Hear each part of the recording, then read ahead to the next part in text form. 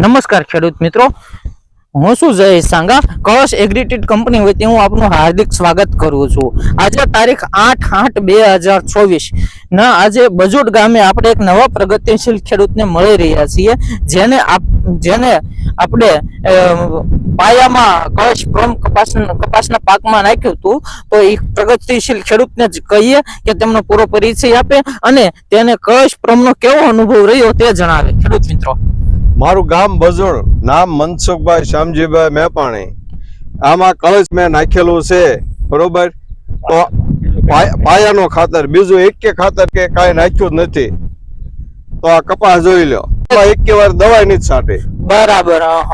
તો તમે ખરેખર આપણા જે કળશ એગ્રીટેડ નું જે કળશ પ્રોમ આવે છે એનાથી ખરેખર સંતુષ્ટ છો? હા.